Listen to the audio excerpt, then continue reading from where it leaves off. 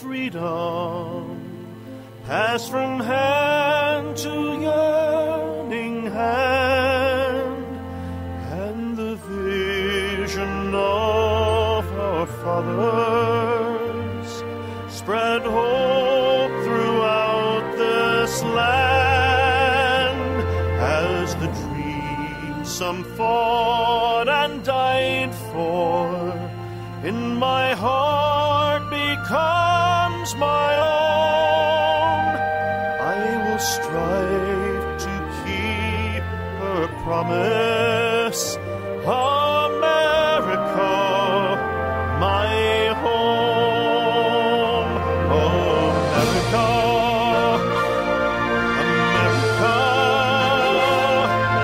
may God bless America, and freedom reign across America, my home.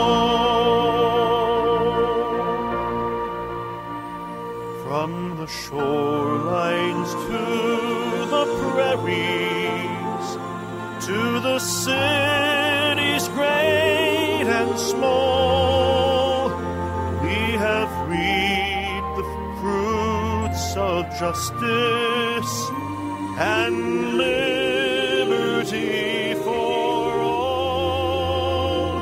So with deep appreciation for the blessings of freedom that we know in this great country of ours, I'm Dr. George Simon. Welcome to another edition of Character Matters.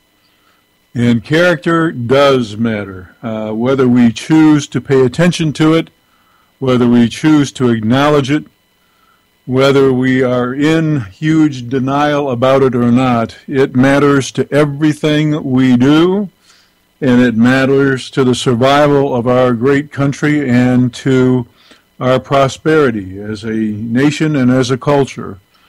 So this is the forum in which we talk about those things, and I invite those who share similar beliefs or who have questions to ask or want to share some experiences to join the conversation at 718-717-8296.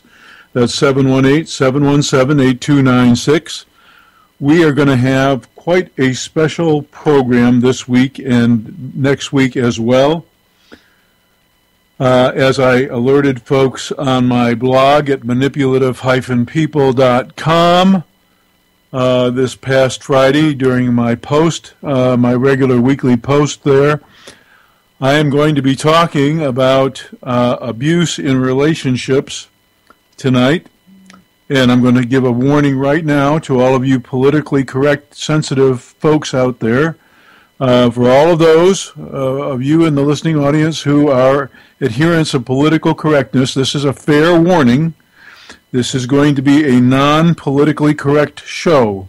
The things that I'm going to be talking about are valid and important, extremely important, but not always politically correct. I'm warning you right now. So be forewarned if you're one of those folks that's very sensitive to these issues and everything has to be PC, you may take offense. And that's fine. This is an open forum, and you're free to comment. You're free to even take issue with me if you wish at 718-717-8296. But as I announced on my manipulative-people blog this past Friday, today's show is going to be about abuse in relationships.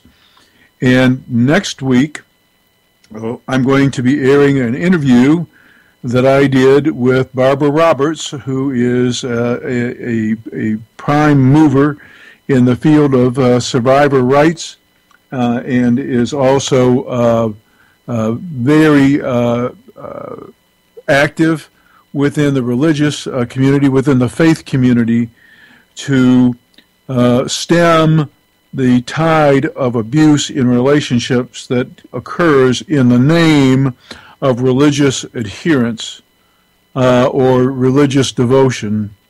So you won't want to miss that. And I'll be talking just a little bit more about that toward the end of the program.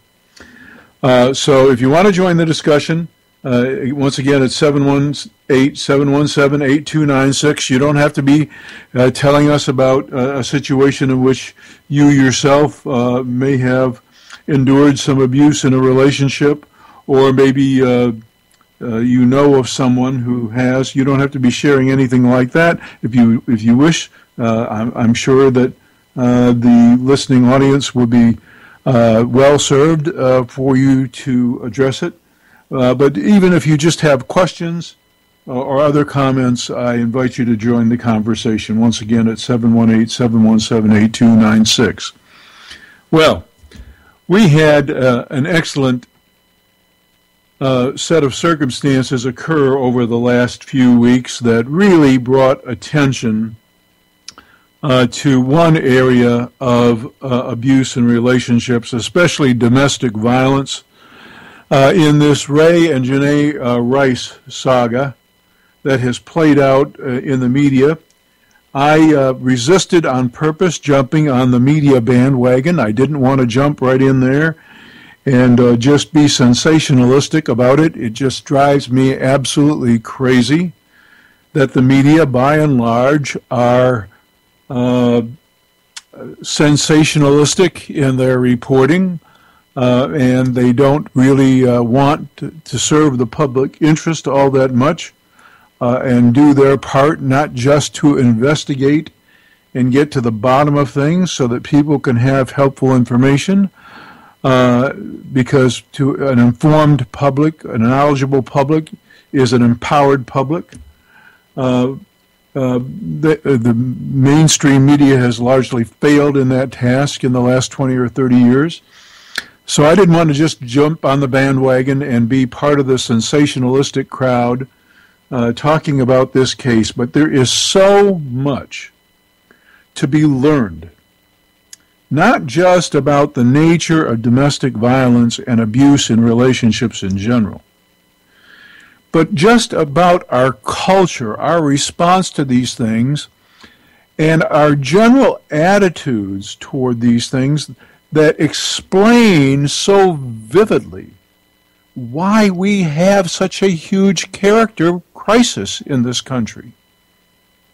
If anything is a testament to why we have such a character crisis in this country, it would be some of the reaction that there was, not just by media figures, to this Ray Rice and Janae Rice tragedy, but also folks who commented on the whole affair. I'm thinking in particular Whoopi Goldberg on The View when this first came out, when the affair first hit the media. Of course, she prefaced her remarks by saying she was not blaming the victim or justifying abuse, but then she went right ahead and made an excuse, or not made a full excuse, but nonetheless provided a rationalization and a partial justification for Mr. Rice's actions.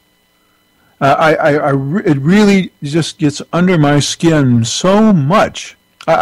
When I was dealing with the most severely disturbed characters, some of them imprisoned, that's my first sign that I was going to get some kind of excuse making or harmful minimization or partial justification. My first tip-off was when they prefaced what they were going to say with, well, I don't want to excuse this behavior, or I don't want to sound like I'm justifying this behavior, or I don't want to sound like I'm blaming the victim, and then launch into a victim blame.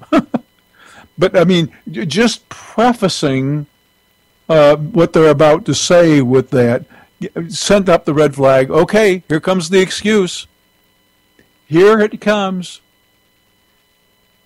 And so you can tell just about any time that somebody's going to do this. And in this case, I remember seeing a video of the comment where Whoopi says, well, you know, you just don't spit at somebody. Well, she had her facts wrong anyway about the whole affair.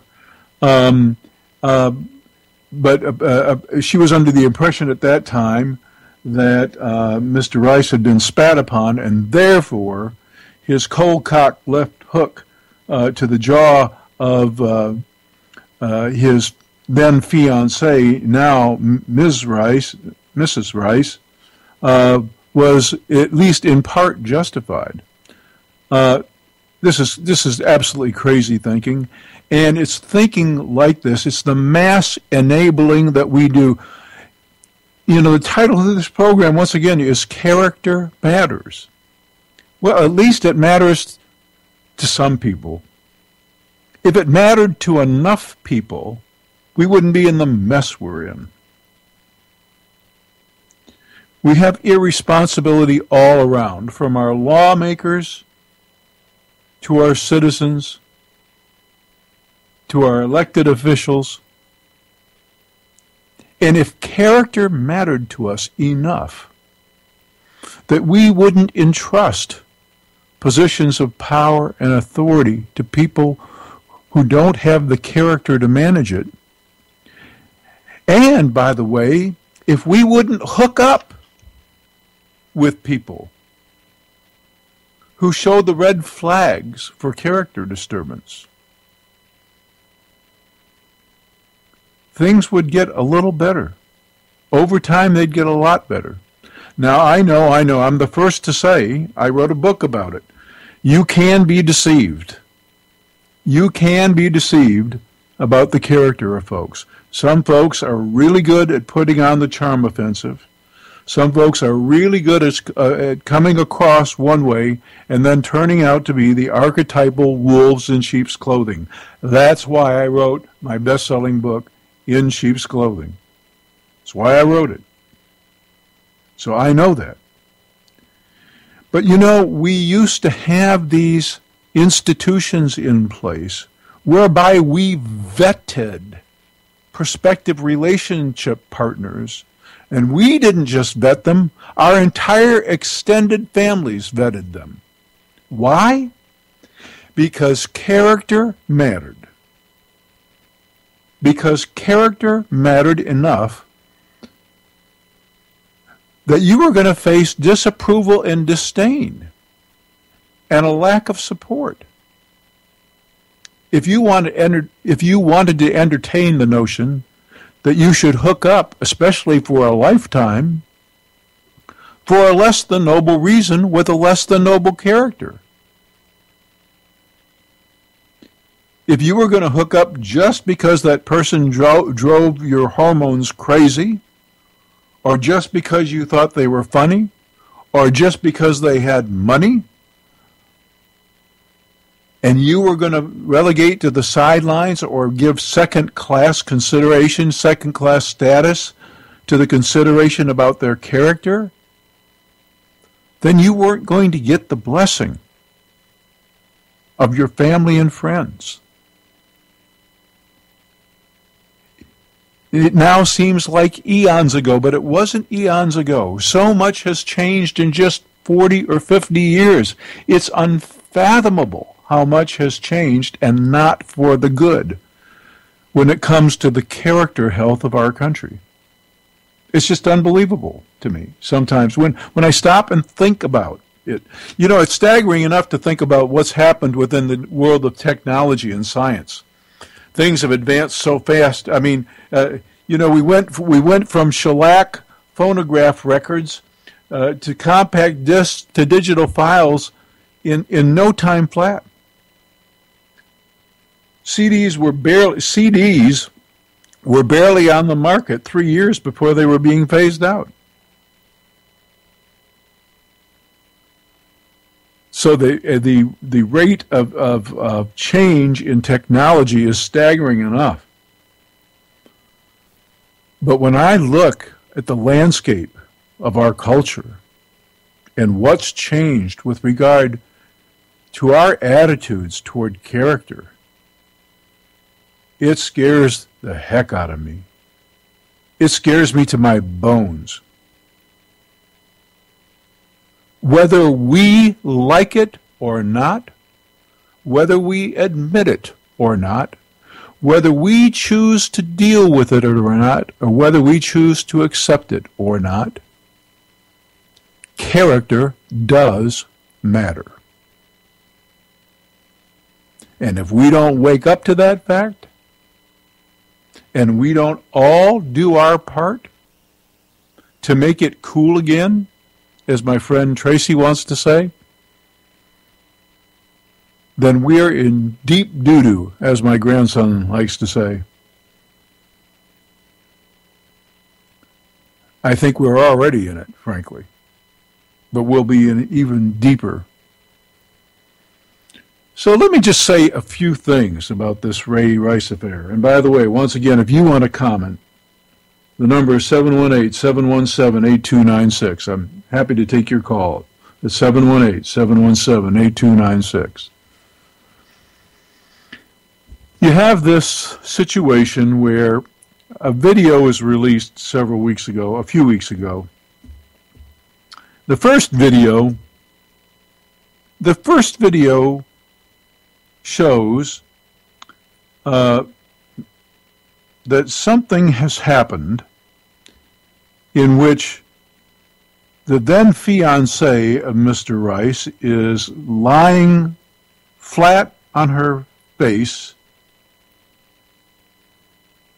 as an elevator door opens, and Mr. Rice, nice guy that he is,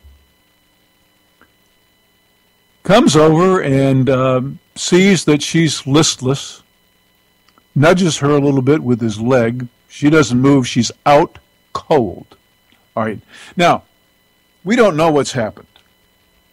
We can conjecture maybe. We can imagine what's happened. We can hypothesize, but we don't know for sure what's happened. But we also do know what's going on with him at this point. And he is not going, oh my God, what's just happened? Oh my, my fiancé is out cold.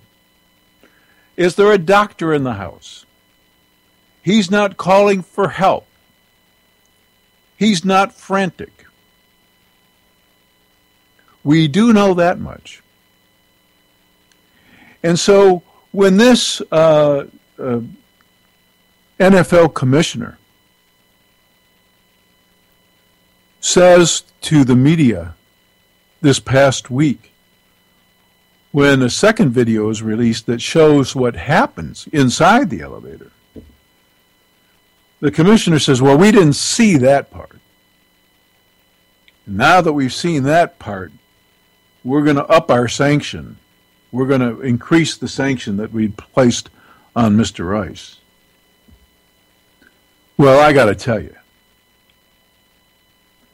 the first video, first of all, I don't believe him. I don't think anybody else does either.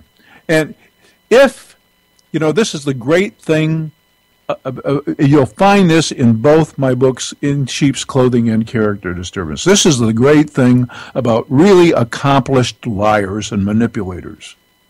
They know how to lie by saying true things. That's right. You can lie by saying nothing but the factual truth. All you have to do is leave out a critical bit of information that would cast a whole new light on what you're talking about. And I will tell you right now, that is most likely to be the case with this commissioner. Maybe it is technically true that he did not personally view the first or the second tape. But is he telling the truth? Well, what if the rest of the story, as Paul Harvey used to say, is that after somebody else saw it, they mentioned to him, you don't want to see this. You don't want to see the rest. Best if you don't. Let's wait and see what happens. Let's wait and see if it leaks. Let's see what the outcry is going to be like. Now, all of a sudden, his assertion takes on an entirely different light, doesn't it?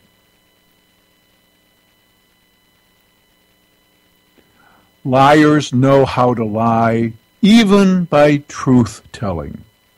They just have to leave key things out. That's how they manipulate. It's how it's done. I explain all of this in my books. And it bespeaks character. And, as I say 100 times each show, and I'll keep saying it, character matters. It matters. But, at any rate, he says that he did view the first tape. And there was enough that we already know right then enough about Mr. Rice to know that whatever happened, his response was not the response of a person of decency who cared about the fact that somebody's unconscious, could have suffered a concussion, could have suffered sustained brain damage or a hemorrhage, and could have died. His response was not that kind of response. And brother, if you have to know any more than that, there is something really seriously wrong with you. It's that simple. That's where we've come in this country. It's madness. We have gone so far off center that we can't tell how far off center we've gone. We are so lost that we can't tell how lost we are. We are so off course that we no longer realize how far off course we've gotten. This is serious, folks. It's serious. There was already enough information to know that this guy's got really serious issues. Now, is it any surprise that someone with a thuggish character wants to beat up people every week? No. I explain this in my book. Does that mean that everybody playing hard professional sports, tough professional sports, is that way? No, it does not. I will make that point very emphatically. And anybody that's read my works knows that that's not my position. But folks with those kinds of character defects gravitate toward these kinds of enterprises, because it gives them an opportunity to do what they like to do anyway. And it's incumbent upon those who employ these folks to assess more than their raw talents and what they can bring to them in the way of a payday. Yeah, I know what you're going to say. See, here's the politically correct stuff. Well, the league has gotten so competitive, it's all about that. The fans won't support if it's not all about winning. You know, we have let this happen to ourselves. We've let it happen that we can no longer take our kids to the ball game and just have a great time even if we lose. And have the event be about embracing a fun day, having a good time out, seeing an entertaining event, rooting, sometimes winning, sometimes losing,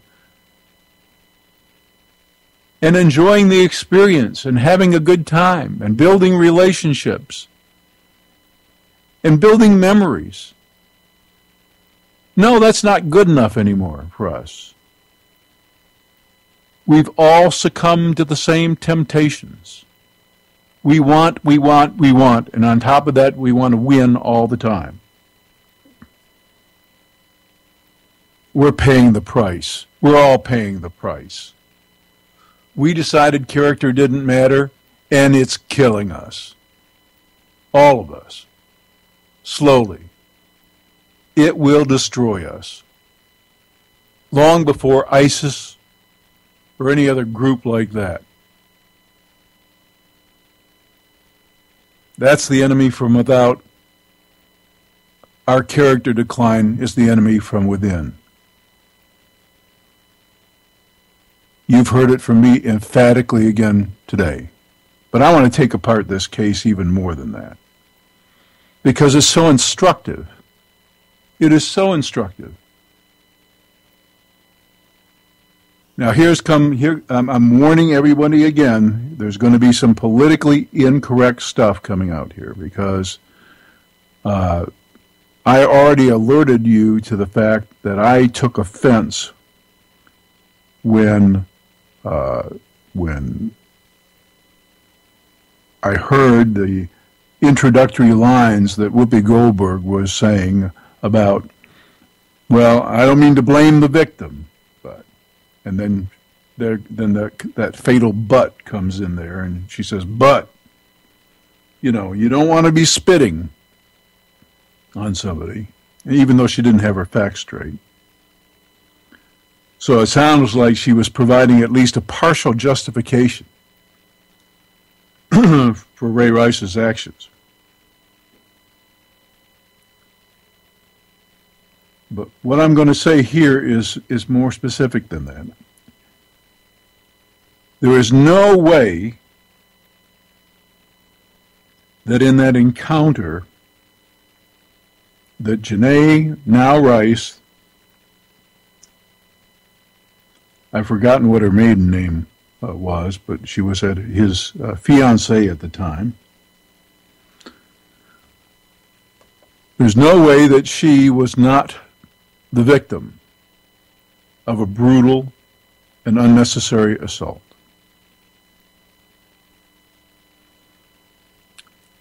But both of these folks have character issues. Both of them have character issues. And does that mean that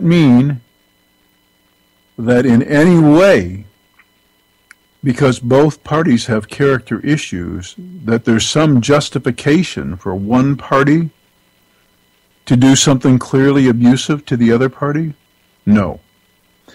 Does that even justify one party trying through the use of force to put an end to a conflict situation? Let's say the other party is also involved in punching, hitting, spitting, whatever. Does it justify that kind of action? No, never. Why? Because you can always walk away. Why would you want...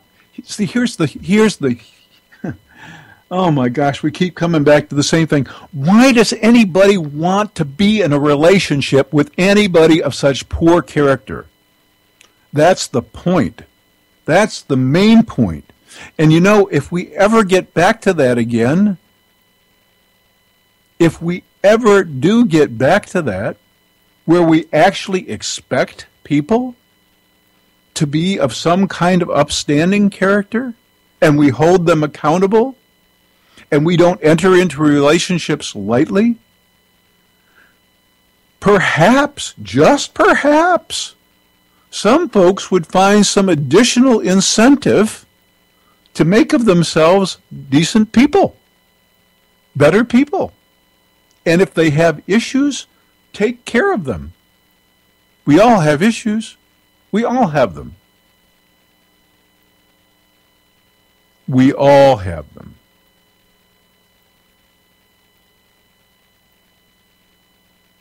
And if there's no incentive for us to address our issues, they're always going to persist. It's as simple as that. So within hours after this assault,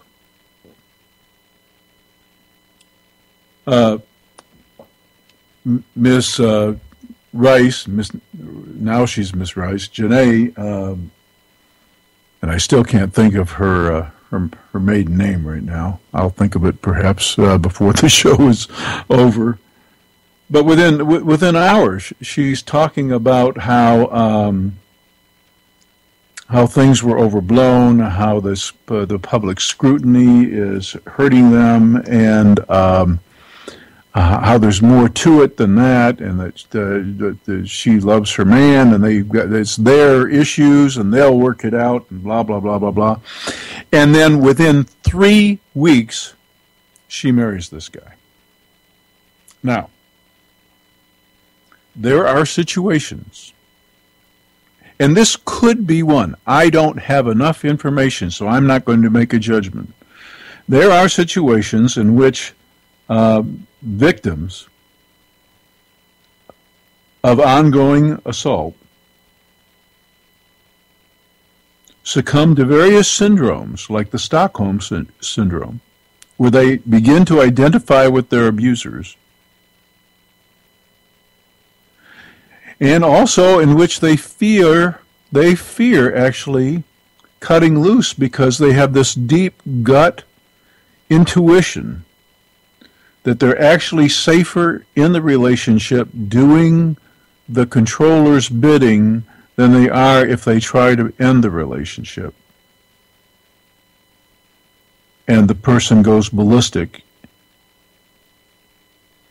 or does something fatal.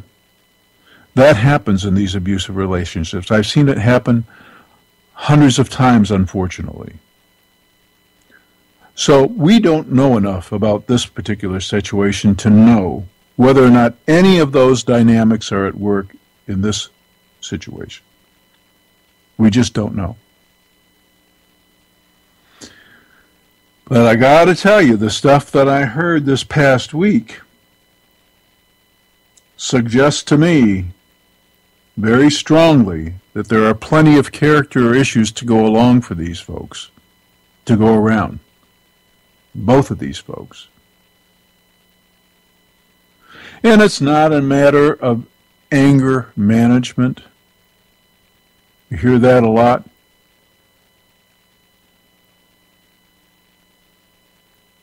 Anger is not the problem. How it's expressed can be a problem. What's usually at stake in these kinds of situations is not so much anger over an injustice, but rather outrage over a narcissistic insult. And by a narcissistic insult, I mean that someone has the audacity to question my greatness. In other words, somebody calls me on something that I've done, catches me doing something, or tries to put me in my place, and I'm not having it. 9 times out of 10, that's what's going on.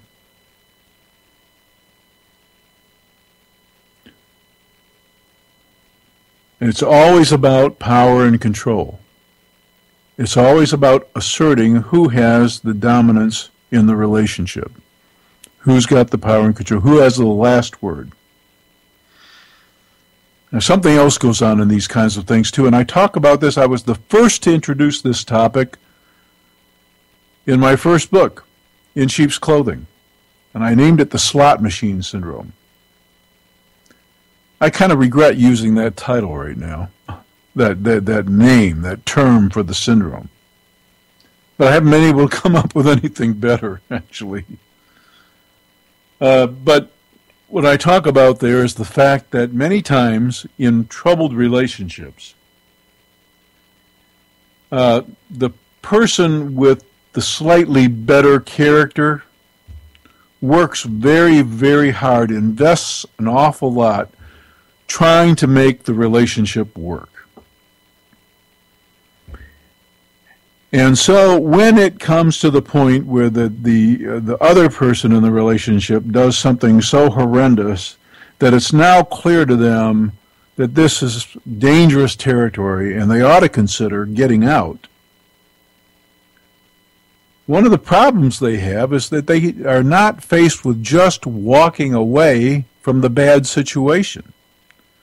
The problem they face is they have to walk away from their investment. And that feels really awful.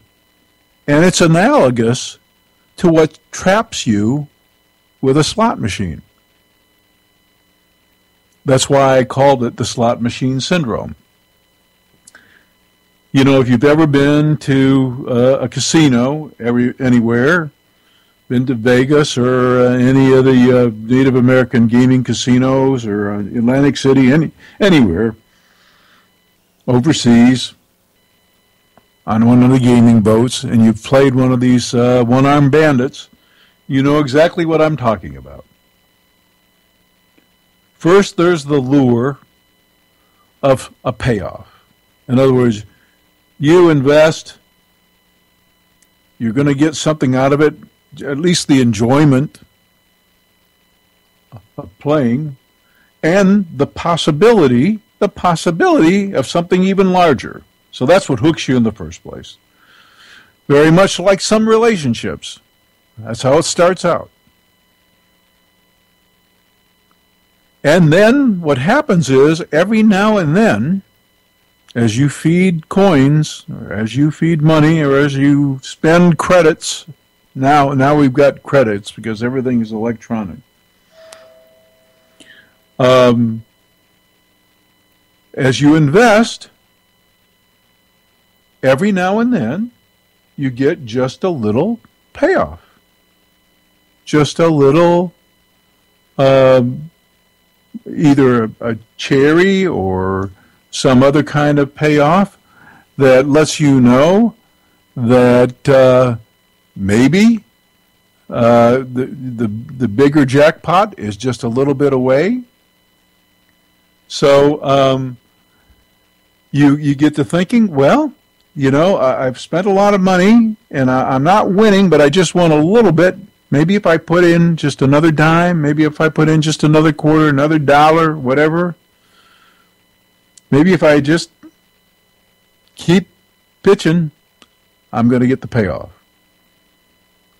And then if you are really going to get hooked, you know, and the fates are with you and are ready to actually take your money, what will happen is you'll get several of those little payoffs, and that will really hook you.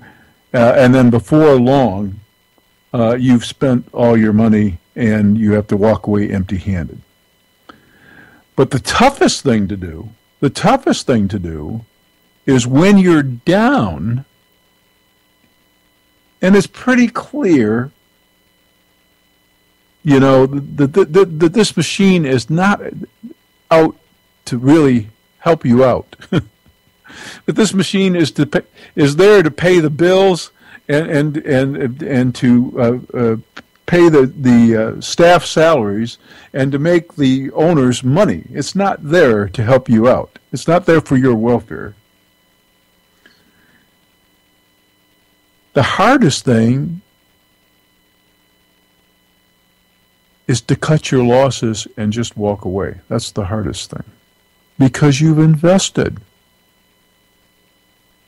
You've invested. You're not just walking away from the machine, you're walking away from the chance to recoup some of your investment that you've already lost. And that's what hooks people in these abusive relationships. And that's what I wrote about. And that's what Janae Rice talked about. She talked about their relationship and how long it's been going on. How it started back in their college years. She got a lot of investment there, a lot invested. And so 3 weeks after she could have died, she said, "I do for life."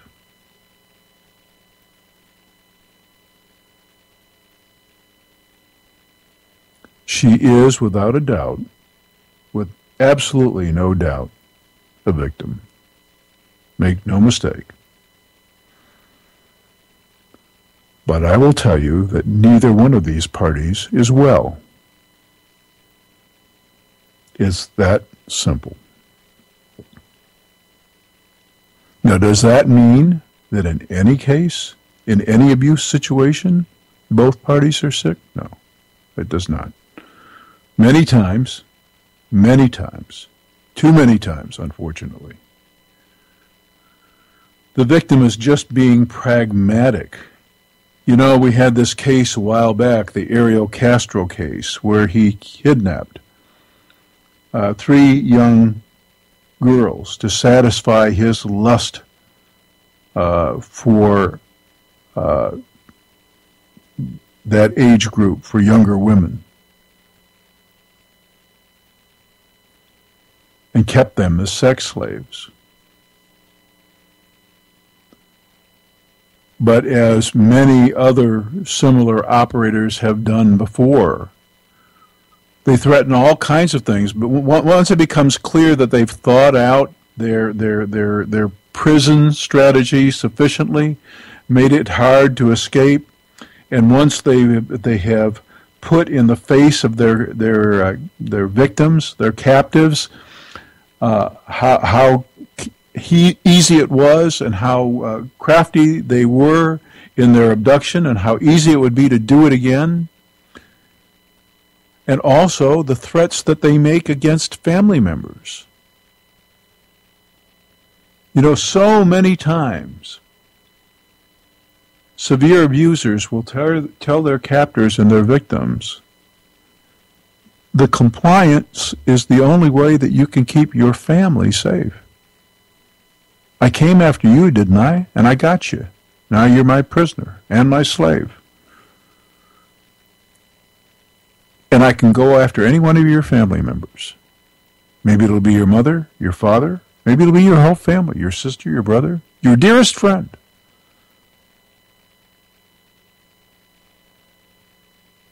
They might threaten to kill him to ensure compliance. And so when the victim complies, are they doing it because they're sick? No. Sometimes they're doing it just because they want to save somebody that they love. They want to save another innocent party from a fate even worse than their own. That's not sickness.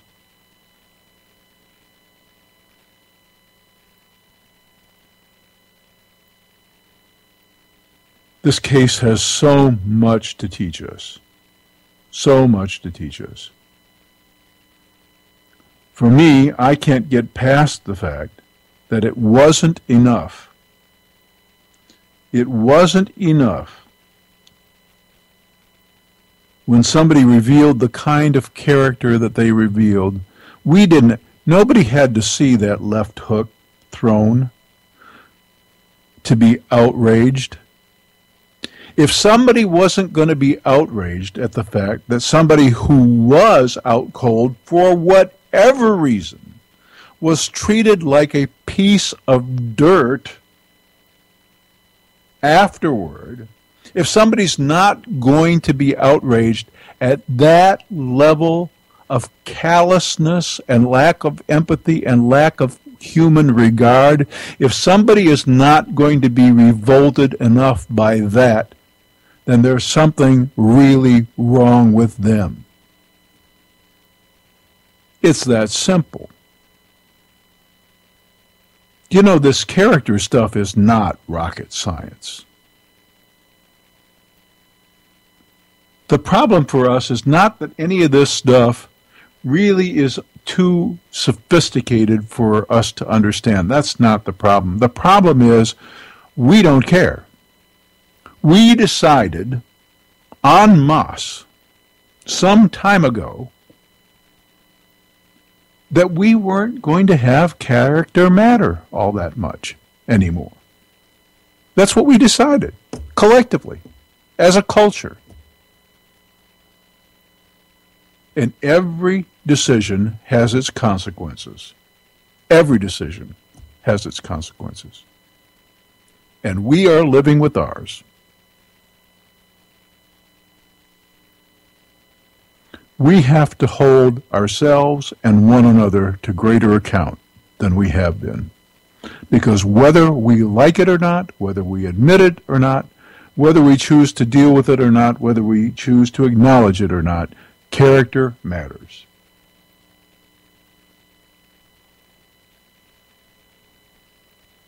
I've got a little bit more to say about this, but I want to once again invite any of you out there who have any comments, either about this case or about related matters, or have something to share, to give us a call at 718-717-8296. That's 718-717-8296. Be happy to take your call, and would appreciate hearing what you have to say.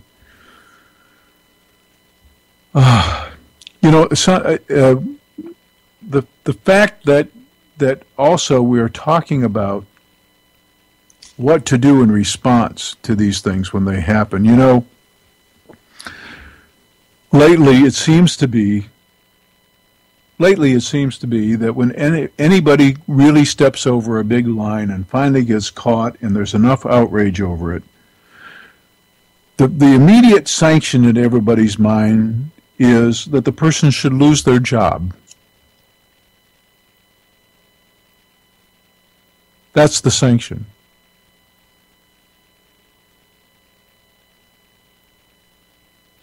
They should lose their job.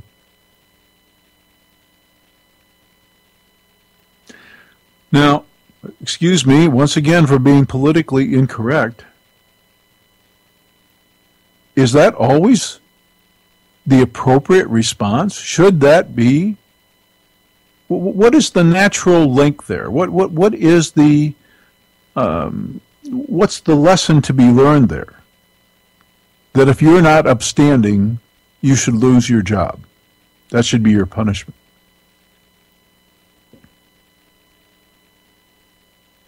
Frankly, folks, I don't get that.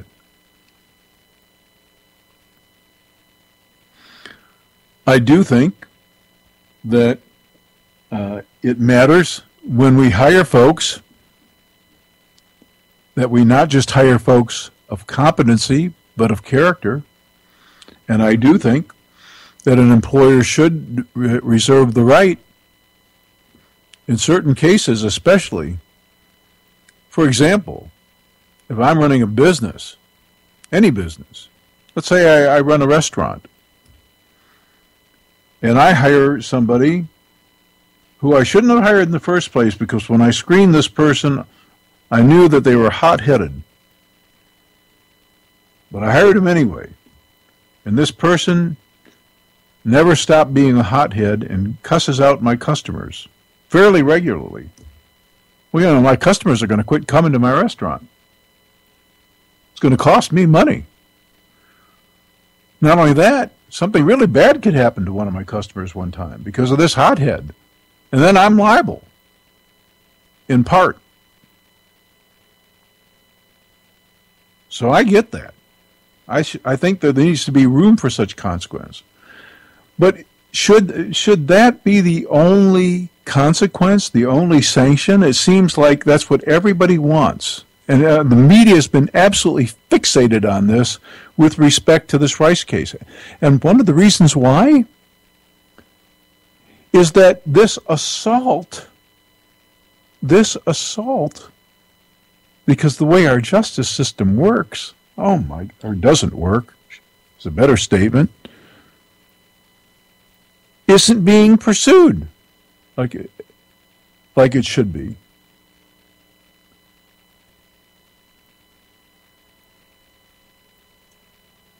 First-time offense. That doesn't mean, by the way, that doesn't mean it's the first time it's happened. That means it's the first time somebody's been caught. In this case, caught on videotape. Were it not for that tape, especially given the reaction here of the victim, were it not for that, this may never have come to light at all, ever. So there wouldn't have been an offense, and there wouldn't have been a day in court. I'm going to take this call. Hello, and welcome to Character Matters. Yes, good evening. Good Dr. evening. Simon. I know you don't have a lot of time left, but I just wanted to pose this question to you. Perhaps you can address it next week. Yeah. We're always talking about these domestic violence situations with women being the victim. And I don't want to put any, not give credence to the fact that women are abused, because they are. I think in her situation, she's more concerned about money than how she's being treated. Yes. However, when it's the reverse situation, and it's the man that's being abused, doesn't have to be physical abuse, but it could be emotional abuse or psychological abuse. And what are usually the symptoms of someone like that, or, the victim in that case? You talked about the Stockholm syndrome. Yeah. Yes. How does that play out when those situations are reversed? Because I think that's something that people don't want to give credence to. Yes, I'm so glad that you asked that question, because in my work assessing folks for programs, one of the things I found out is when I looked at the research literature, different profiles emerged for female versus male abusers. Let's be straight about this. There are female abusers. Unfortunately, women are much more frequently the victims. Yes. I mean, the statistics are very clear about that. But there are female abusers. But you raise a great question, and I want to make this point very clearly. When I started looking deeper than the research, and I started not accepting information that I was given at face value, and I started looking at the characteristics of female abusers, point for point, character-wise, in every single aspect, they were just the same as the male abusers. Yes. Isn't that remarkable? Isn't that remarkable? It's remarkable, and what fascinates me more is that the syndrome that women have with being abused by men, the men also have. Yes. It seems that they kind of isolate themselves, though. Yeah, and I'll tell you something else. No one will believe them. Yeah. Let me tell you something else before I forget to mention it. This is an important point in case we have other people listening out there who have tried to seek help before. In the mental health community, when women do the exact same things, show the exact kinds of behaviors, show the exact same kinds of symptoms that men do, they tend to be diagnosed very differently. Yeah, that's what I'm hearing. Absolutely. It's crazy. It's crazy the level of bias that's out there. Yeah. But it's very true. So your question is a really great one. I'm glad you asked it. It sounded to me, too, like you maybe had a follow-up question in there, too. Did you? No, just wanted to go. I've called before as regarding the same person, but what baffles me is the situation that I'm seeing in this relationship is that it almost sometimes appears that the husband is helping, what's the word? Enabling? Yeah, enabling, yes. Enabling Yeah. the situation to just keep going. And so sometimes you don't realize, you wonder, are you really being abused? I know other people are being abused around you by the same person. Yeah. So it must be happening, it must be happening there too, but why do you allow, the situation? What is it? Is it in your character, or is it just that you've been so victimized that you just are paralyzed as to what your next step could be, or in fact that maybe you have reached out and tried to get help and no one would believe. Well, that syndrome that I described several moments ago about the slot machine syndrome, that syndrome is just as valid for men as it is for women, too. Men invest in relationships, too. They invest in their kids, and They invest time, energy, and money, and they have just as much at stake to walk away as well. Right, and it's those that are trying to exhibit an opposite character of Ray Rice, and not abusing, or not retaliating. Yes. The abuser, that just makes them even more abused. Yes. Because they are trying to exhibit a character that would not be retaliatory. Well, and I'm baffled, by that. I was just wondering if you've ever covered that, with a female, particularly predatory in nature. Oh yes. Oh my goodness. And here's and then the borderline too. Your articles are great. Oh, thank you so very much. Thank you very much. More. Yeah, I've gotten a lot of emails on the borderline articles. Thank you very much. I appreciate it. But yes, you raise a very good point. It's. I think we have a hard time just generally accepting that there can be female predators. Yeah. It just doesn't.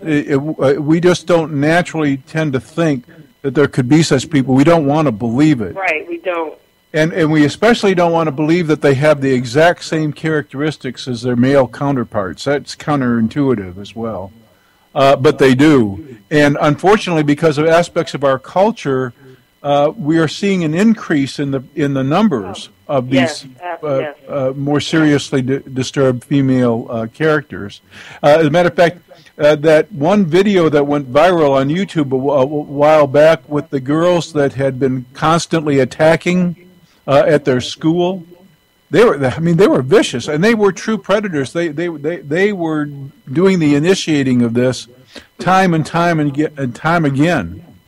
It was very interesting. Well, we're running out of time. Thank you so much for your question. You've given me food for thought about some things I need to cover in a future edition of the show. And I do want to mention again that next week we're going to be talking about abuse that hides under the cover of religious adherence. You won't want to miss it. No, I won't. And Barbara Roberts is a great advocate. She's got a lot of wonderful things to say about the topic, so I hope you'll tune in. Thanks so much again for your comment. I appreciate it very much. Thank you. Bye-bye. Bye-bye. Well, you were getting close to the end of the program here tonight.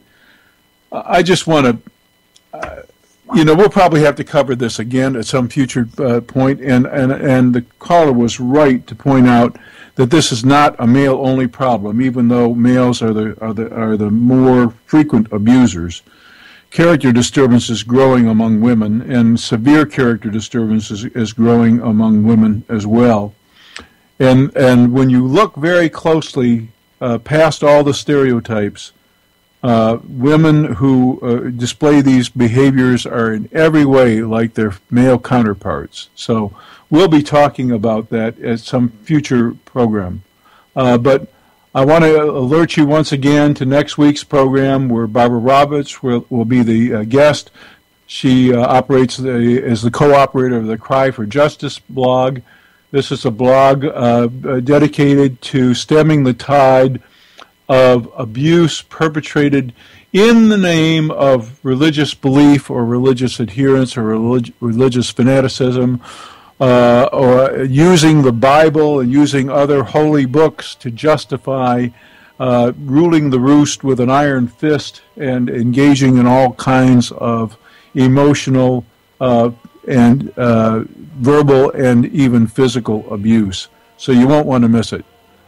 So until next week, remember, whether we like to admit it or not, character matters, and we'll be talking